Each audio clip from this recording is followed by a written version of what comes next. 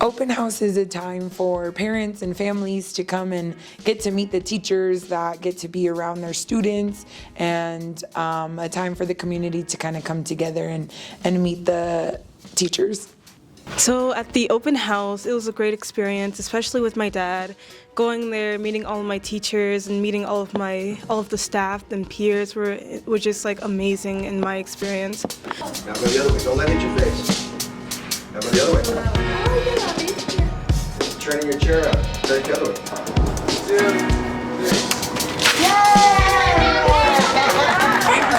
I love that they do the fine arts assembly right before. It gives a little taste of all of the things that Flowing Wells offers, and it really just shows the diversity of our campus and our programs, and it just builds that culture, that Flowing Wells family culture. I'm very glad to have my support systems in one place during the open house, like one as my family and then another as my teachers and peers and staff and also friends. All right, ready?